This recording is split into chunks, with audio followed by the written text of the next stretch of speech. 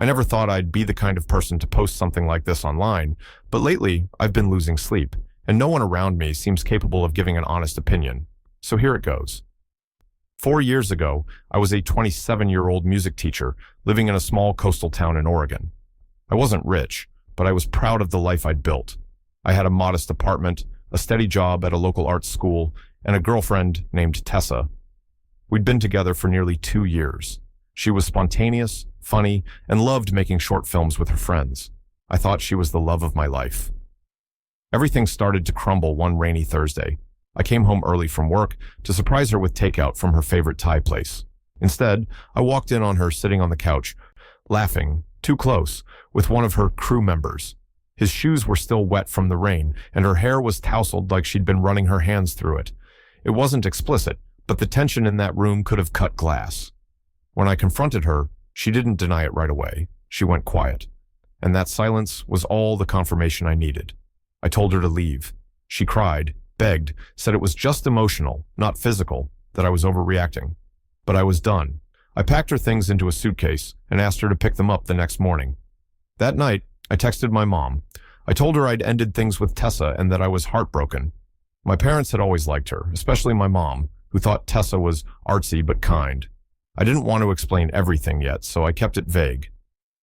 2 days later, everything flipped upside down. I was on my way to school when 2 police officers stopped me near the parking lot. They said there was a report filed against me, an accusation of coercive behavior and assault by none other than Tessa. My brain froze. I thought it was some kind of prank, but it wasn't. They asked me to come with them to answer some questions, and before I could process what was happening, I was sitting in an interrogation room trying to remember how to breathe. They told me Tessa had gone to the hospital with bruises on her wrists. She claimed I'd lost control the night we broke up and forced myself on her. My stomach dropped. That never happened. I didn't even touch her that night. I spent most of it pacing my kitchen and listening to the rain slam against the window. The police were calm, almost too calm, as they recorded my statement. I thought, if I just tell the truth, this will go away. But that's not how life works, apparently. They searched my apartment, took my phone, questioned my coworkers. The principal at the school told me to take a leave of absence until things were sorted out. The whispers spread faster than I could defend myself. And then came the final blow. My parents called. My mom's voice was trembling. She asked me if it was true. I said, of course not. She said, then why would she say that, Jason? I told her I didn't know. My dad didn't even get on the phone. I could hear him in the background, muttering something about disgrace. By the end of that call, I realized they didn't believe me. My own parents thought I was capable of doing something so horrible. For weeks, I barely ate. I couldn't walk into the grocery store without feeling like every stranger's eyes were burning through me. My best friend, Noah, stopped answering my texts. The only person who stood by me was my elderly neighbor, Mrs. Franklin, who'd seen me that night carrying boxes and crying on the balcony. She told the police she never heard yelling, never saw Tessa come back after she left. Eventually, the case was dropped. There was insufficient evidence, which was a polite way of saying, we can't prove you're guilty, but we don't think you're innocent either. When the decision came through, I expected some relief. Instead, I just felt empty. My parents didn't call to apologize. My friends didn't message me. The world just moved on, while I was left with a stain that wouldn't wash off. I remember standing in front of the mirror one morning, toothbrush in hand, staring at my reflection like I was looking at a stranger. My name, Jason Reed, sounded like a curse. I decided to change it. I packed up, sold most of my stuff, and left Oregon behind. I didn't even tell my parents where I was going. I ended up in Montana working at a community center teaching music to kids. It wasn't glamorous, but it gave me something to focus on. After months of saving every penny, I changed my legal name to Evan Ross. I thought maybe if I became someone else, I could breathe again. It helped, at least a little. Slowly, I started making friends again. People knew me as Evan, the quiet teacher who loved coffee and played guitar on weekends. Nobody looked at me like I was a monster. 2 years later, I enrolled in an online degree program in special education. It was expensive, but I wanted to build a future. And for the first time since everything happened, I started feeling like I had one. Then, one evening, I met Lena. She was a librarian who volunteered at the community center. She had the softest voice and this way of listening that made you feel like you were the only person in the world. I liked her instantly, but I also panicked. Every time she tried to touch my arm, I'd flinch without meaning to. Every time she said, "You can trust me," I'd hear Tessa's voice echoing in my head. But Lena was patient. She never pushed. She'd just smile and say, "Take your time, Evan." For months, I battled between wanting to open up and being terrified of repeating the same nightmare. I finally told her the truth. Well, part of it. I said I'd been falsely accused of something terrible years ago and lost everyone because of it. She didn't ask for proof. She just said, "I believe you." That was the moment I realized I'd fallen in love again. We've been married for 3 years now. We have a 5-year-old daughter, Hazel, and a 2-year-old son, Noah. They're my whole world. I built a life that's simple, honest, and full of laughter, until last weekend. I was playing Legos with Noah while Lena and Hazel were outside gardening when someone knocked on the door. I wasn't expecting anyone. When I opened it, my heart stopped. Standing there, gray-haired and nervous, was my father. When I saw my father standing there, I froze. He looked older than I remembered, thinner, hair grayer, posture slightly hunched, as if the years had weighed him down. He held his hat in both hands like a guilty man waiting for judgment. "Evan," he said quietly. It took me a second to realize he was using my new name. "I finally found you." For a moment, I couldn't move. My body wanted to slam the door, but my mind wanted to scream. Memories flooded back. The day my parents told me not to come home for Christmas, the silence that followed when I begged them to believe me, the humiliation of reading online posts calling me a monster. Lena must have heard my breathing change because she came to the door. She saw my face, then my father's, and immediately understood something was wrong. "Who's this?" she asked softly. Before I could speak, my father said, "I'm his dad." Lena's expression hardened in a way I'd never seen before. "You're the one who abandoned him?" He blinked, startled. Yes. But She didn't let him finish. "You left your son to rot over a lie." Her voice shook, and I realized she was angrier than I was. "You have no idea what he went through. How dare you show up here after all these years?" "Lena," I whispered, "it's okay." But it wasn't. I was trembling so badly that I had to grip the edge of the table to stay upright. I finally told her to take the kids upstairs. She hesitated but nodded, scooping Noah into her arms while Hazel trailed behind her, clutching a small toy guitar. Once they disappeared up the stairs, I turned back to the man I once called Dad. "Why are you here?" I asked, my voice low. He swallowed hard. "Because I know the truth now." The words hung in the air like smoke. I didn't say anything. I just stared at him until he looked down. "I kept in touch with Tessa for a while," he admitted. "Your mother, she felt sorry for her. We thought she was the victim. I never looked at her messages, but last month she asked for help with her phone. Something about deleting old files. While scrolling, I found screenshots between her and another man. She was apologizing to him, saying she couldn't live with the guilt, that she destroyed your life because she was scared of being exposed." He paused, his voice cracking. "You were telling the truth all along." My chest tightened. I'd imagined hearing those words so many times, but now that they were real, they didn't bring relief, just anger. "So you found out by accident," I said bitterly. "You didn't believe me because of who I was. You believed me because of a screenshot." He winced. "Evan, Jason, I don't expect forgiveness. I just wanted you to know that we know now." I laughed. It was dry and sharp. "You know now? You ruined my life, Dad. You and Mom threw me away. You didn't even check if I was alive." He tried to reach for me, but I stepped back. "I've spent years rebuilding from nothing," I said. "Do you understand what it's like to lose your name, your friends, your job, to wake up every day wondering if people still whisper about you online?" Tears welled in his eyes. "I was wrong," he said quietly. "I'm sorry." That word, sorry, hit me like a punch. It was too small for what he'd done. "I don't know what you expect," I muttered. "Do you want me to come home? To hug Mom and pretend it never happened?" He shook his head. "No, I just wanted you to hear it from me before anyone else. Your mother, she's sick, Evan. She's been asking for you." When I told her what I found, she broke down. "She wants to see you." That last line twisted something inside me. For years, I'd fantasized about hearing my mother say she was sorry. But now, the thought of seeing her made me feel sick. I sat down slowly, running my hands through my hair. "Do you have any idea what kind of damage you did?" He didn't answer. He just stood there, shoulders trembling. Finally, I said, "You should go." He hesitated. "Please, at least let me explain." Go," I repeated. He nodded, put his hat back on, and left quietly, the sound of the door clicking shut echoing in my chest like thunder. Lena came back down a few minutes later, her eyes searching my face. What did he want? To make peace, apparently. And I told him no. She sat beside me, resting her hand on mine. "You did the right thing." But I didn't feel like I had. The rest of the night, I sat on the porch, staring at the stars, while memories replayed in my mind like a broken reel. I remembered my mother's words. "Jason, we can't be part of your life until you get help." I remembered the pitying looks from coworkers, the silence from my best friend, the police lights outside my apartment. For years, I'd thought if I ever got closure, I'd feel lighter. Instead, I felt hollow. The next morning, my father texted me from a hotel number. "I'm leaving tomorrow. If you want to talk, I'll be here." I didn't reply, but I couldn't stop thinking about it.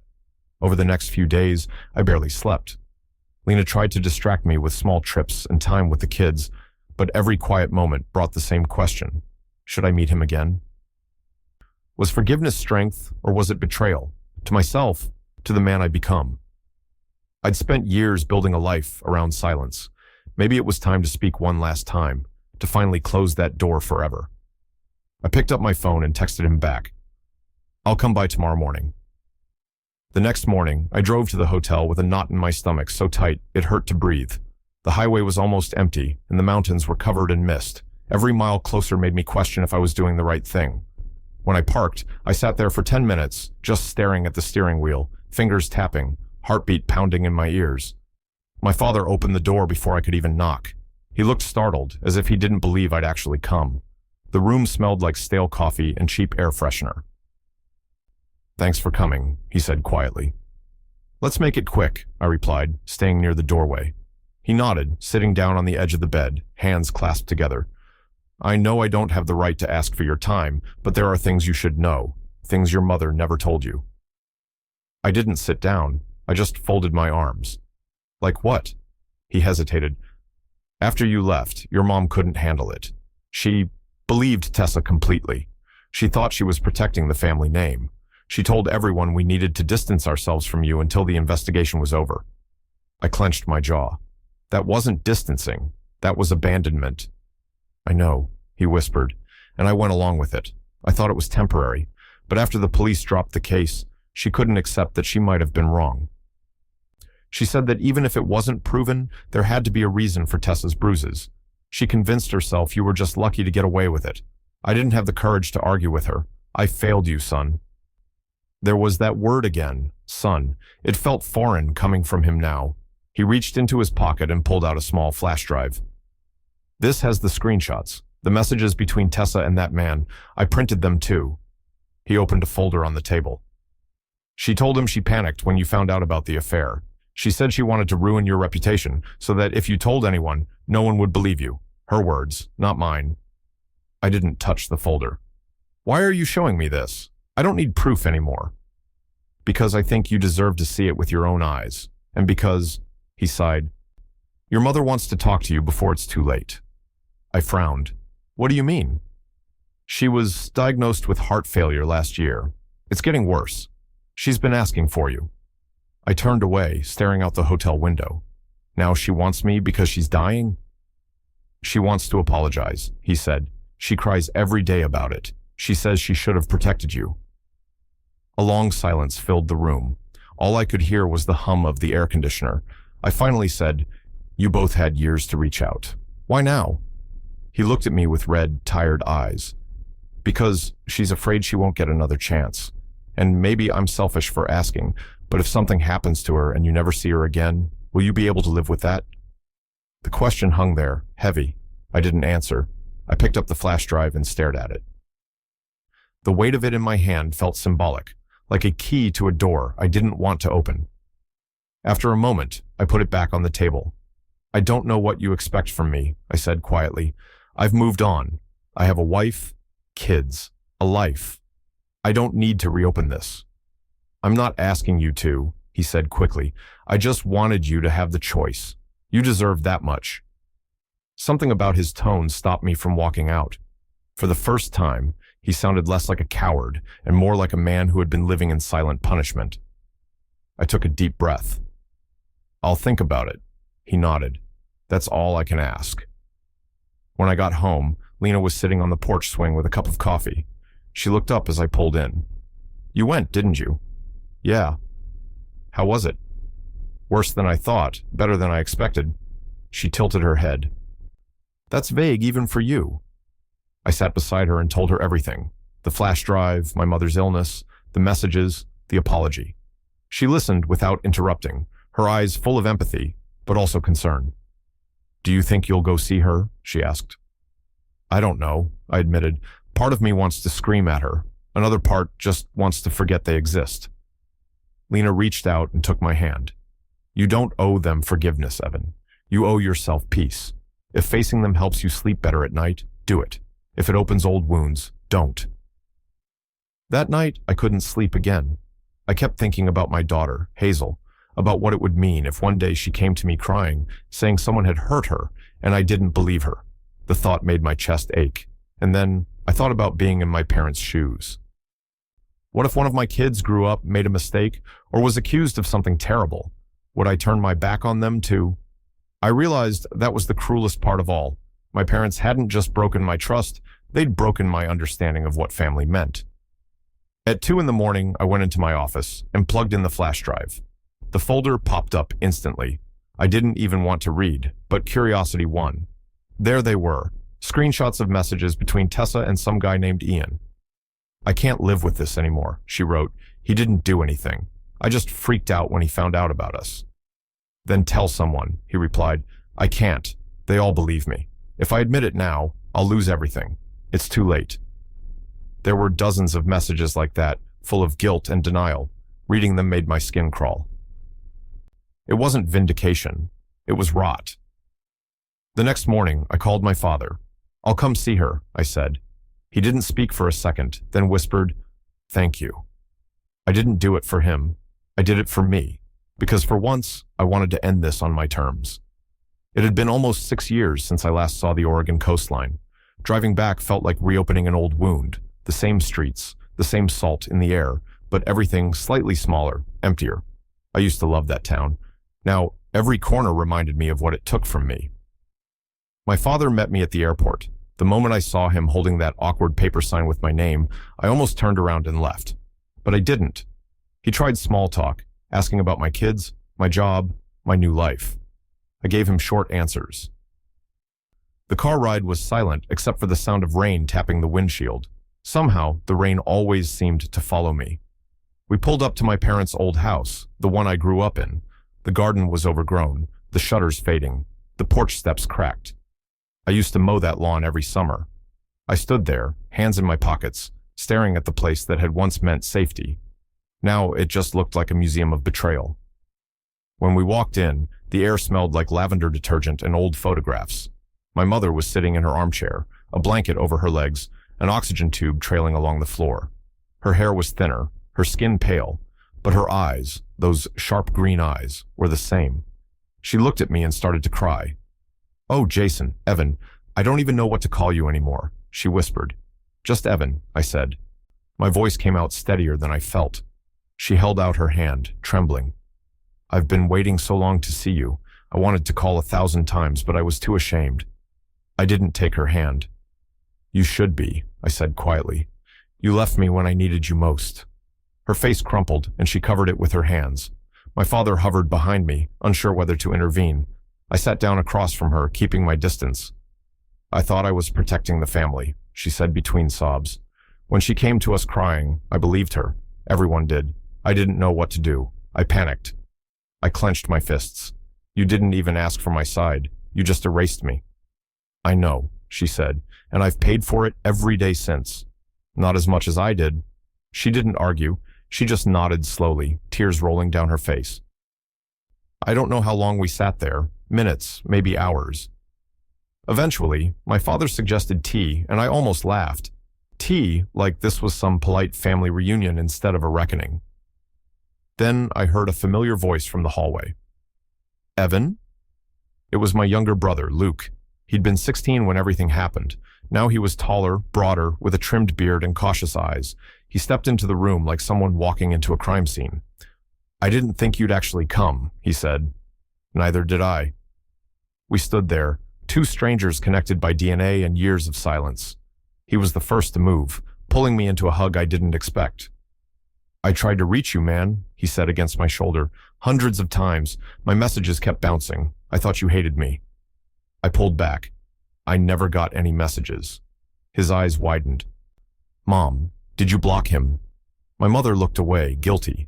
Luke's jaw tightened. "Unbelievable." "She thought it was for the best," my father murmured. Luke shook his head and muttered something under his breath.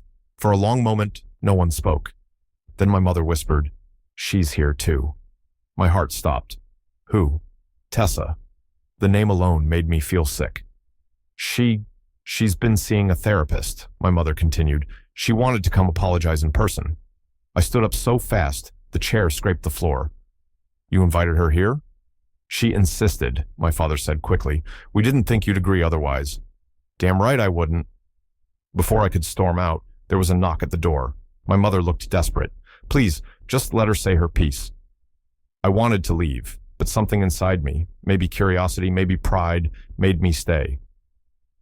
I folded my arms as my father opened the door, and there she was, Tessa.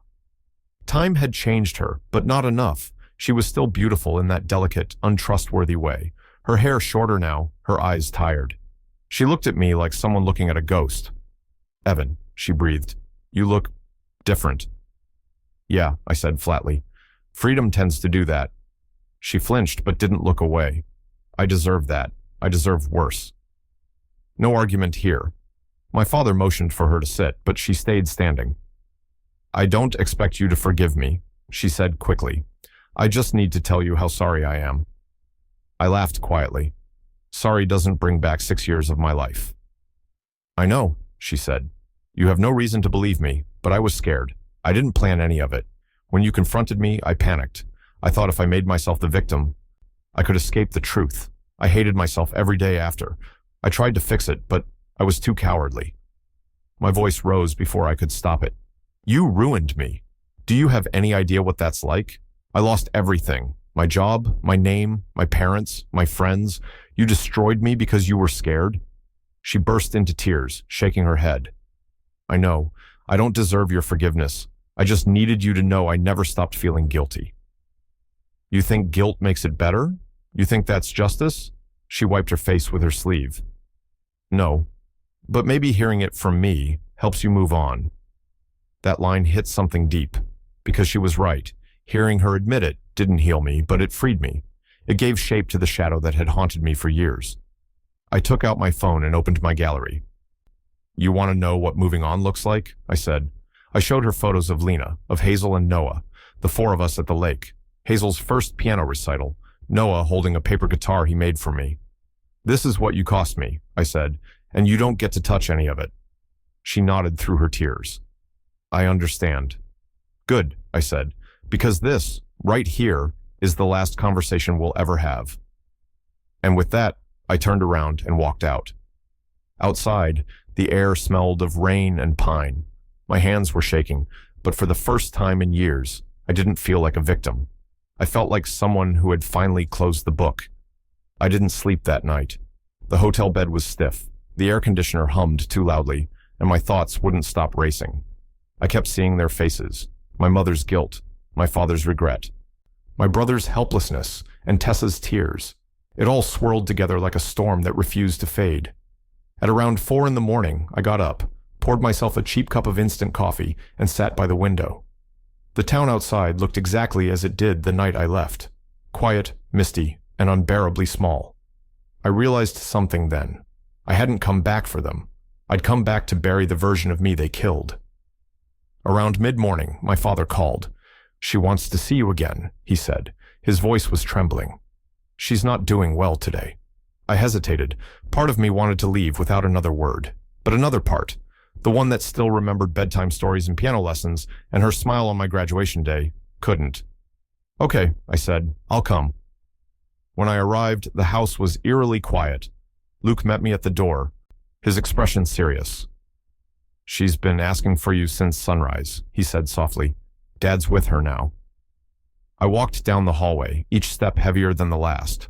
The room smelled faintly of medicine and fading flowers. My mother was lying in bed, propped up on pillows. She looked even smaller than before. My father sat beside her, holding her hand. When she saw me, she tried to smile.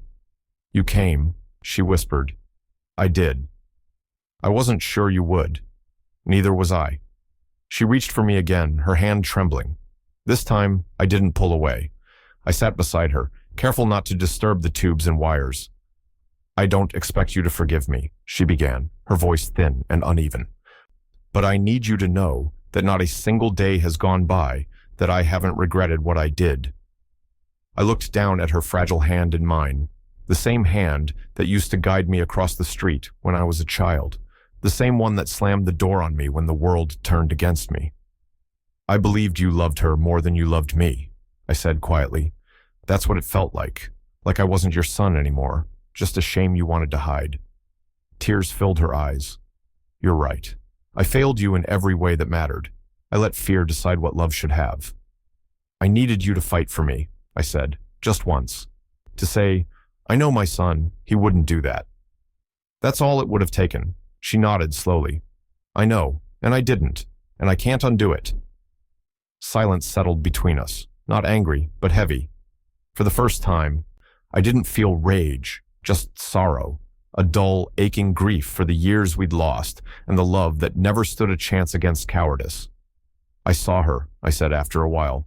Tessa, she confessed. Her lips quivered. I know, your father told me. I wanted to call the police to tell them everything, but he said it would just reopen wounds. It doesn't matter anymore, I said. I don't need the world to believe me. I know the truth. A faint smile crossed her lips. You sound like your grandmother, she said softly. She used to say peace isn't the same as justice. That's one way to put it. She took a shallow breath. Evan, promise me something. Don't let bitterness eat you the way it ate me. Don't raise your children with the same fear I had. They deserve better. I swallowed hard. They already have better. She closed her eyes for a moment, exhaling shakily. Good. Then maybe I did something right in the end. Her hand went limp for a second, and I panicked, but then she squeezed weakly. I'm so proud of the man you became, she whispered, even if I don't deserve to be. Something in me broke.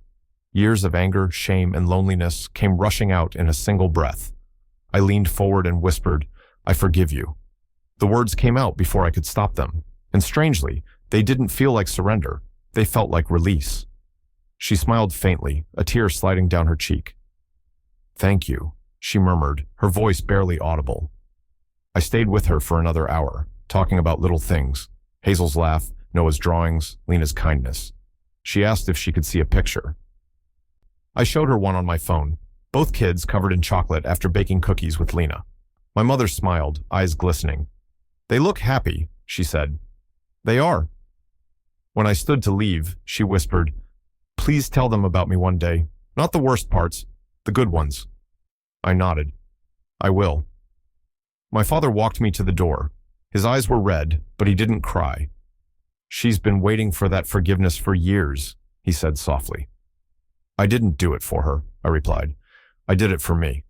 He nodded, understanding. You've always been stronger than I was. Then start proving me wrong, I said. Protect what's left of her peace. As I drove away, I didn't look back. For the first time, the road out of that town didn't feel like an escape.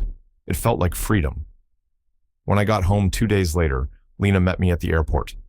She hugged me before I even said a word. How did it go? She asked. I thought about all the things I could say, how painful it was, how strange it felt to forgive someone who destroyed me, how quiet the closure really was. But all I said was, it's over. And for the first time, it truly was. That night, after putting the kids to bed, I sat by the window again. The stars were clear, the sky wide and kind. I whispered a small prayer, not for them, but for myself. A promise that I'd never let someone else define who I was again. When I got back home, Lena was waiting on the porch with the porch light on barefoot, a blanket wrapped around her shoulders. She looked up the moment she saw me pull into the driveway. I hadn't realized how much I'd missed that simple image. Her, safe, calm, always there. She didn't ask questions right away. She just hugged me for a long time. The kind of hug that says, "You're here, you made it, you don't have to talk yet." Later that night, after the kids were asleep, we sat in the kitchen, just the two of us, drinking tea. The silence wasn't heavy this time. It was soft, almost peaceful. "So," she said finally, "was it worth it?" I thought about it. About my mother's trembling hands, my father's broken voice, Tessa's tears, all the years between who I used to be and who I'd become. "Yeah," I said. "It was." She smiled faintly. "Not because they changed, right?" I shook my head. "Because I did." The next morning, I woke up before everyone else. The house was quiet, sunlight spilling across the floor. I made coffee, sat at the kitchen table, and opened my laptop. For a while, I just stared at the blank screen. Then, without really planning to, I started typing. I'd seen enough of those AITA posts online. People spilling their hearts out to strangers because sometimes strangers are the only ones who will listen. So I wrote mine. I titled it, "AITA for refusing to reconcile with my family after they disowned me over a lie." And then I began. Post. I, now 33M, used to have a life that looked perfect from the outside. I was a music teacher, had a girlfriend I loved, and a close family. Then, one night, everything collapsed. My girlfriend at the time, Tessa, cheated on me. When I found out and ended things, she panicked and accused me of assault. The police were involved. My family believed her without even asking for my side. My mother said she couldn't defend me publicly. My father said it was better if I stayed away. I lost my job, my friends, and my name. I moved away, changed my identity legally, and started over. Years passed. I got a degree, found work, and met the love of my life, Lena. We now have 2 kids, 5 and 2. I built a world that's safe and real. For the first time in forever, I was happy. Then, a few weeks ago, my father showed up at my door. He looked older, defeated. He said he'd discovered proof that Tessa lied. Messages where she admitted to making the whole thing up because she was afraid of being exposed for cheating. He begged me to talk to him, said my mother was sick and wanted to see me. I told him no at first. But after thinking about it, I decided to go back. Not for them, but for closure. When I got there, I confronted all of them. My brother, who had tried to contact me. I later found out my mother had blocked my number on his phone. My father, who admitted he'd been too much of a coward to defend me. My mother, who cried the moment she saw me. And yes, even Tessa, who confessed everything and begged me to forgive her. I didn't forgive her. I didn't yell either. I just showed her photos of my kids, the life she took from me, and told her this was what she would never be part of. The next day, I went to see my mother again. She apologized truly. She looked frail, dying, and full of regret. I didn't plan to, but I forgave her. Not because she deserved it, but because I needed peace. When I left, I felt lighter. Not healed exactly, but free. Now my father keeps calling. He says Mom sleeps better knowing I've forgiven her. He wants me to stay in touch. But every time I hear his voice, I remember being 27, sitting alone in that interrogation room, realizing that my parents didn't believe me. I haven't answered his last few calls. Lena says it's my choice, but part of me feels guilty, like maybe I'm punishing him more than he deserves. Another part of me says he made his bed years ago. So here's my question to the internet, and to anyone who's ever had to rebuild their life after betrayal. Am I the asshole for cutting them out again after all this time, even though they finally apologized? When I finished typing, I just sat there staring at the screen. My hands were trembling a little, not from anger, but from release. I hit post and closed the laptop. A few hours later, the notifications started. Hundreds of comments, thousands by evening. People I'd never met told me I wasn't crazy, that I wasn't cruel, that I had every right to protect my peace. Others shared stories, their own families, their own betrayals, their own versions of me. Lena read some of the comments out loud. One said, "Forgiveness isn't an invitation back into your life." Another said, "You're not the asshole, you're the survivor." I think that one stuck with me the most, because for the first time, that's what I realized I was. Not a victim, not the ruined man from years ago, just someone who survived and kept walking and learned how to love again despite everything. That night, after we tucked the kids into bed, Lena said, "You should tell your story somewhere bigger. Maybe it'll help someone who's going through the same thing. So here I am telling it again, this time out loud, on camera, where maybe someone out there who's been falsely accused or abandoned or broken will realize they can start over too. And maybe someone who's done the hurting will finally understand what their silence costs. Because forgiveness isn't forgetting. It's just choosing not to let the past decide who you are anymore. So, Internet, after everything I've said, the pain, the healing, the closure, tell me honestly, am I the asshole? Let me know your thoughts in the comments below. I really want to hear what you think. And if you've ever been through something similar, if your own family walked away when you needed them most, tell me your story. Maybe together, we can remind people that redemption isn't about getting others back. It's about getting yourself back. If you think Evan did the right thing by choosing peace over the past, hit the like button and share your thoughts in the comments. And don't forget to subscribe for more true stories like this one, stories that remind us how forgiveness, even when it hurts, can set you free.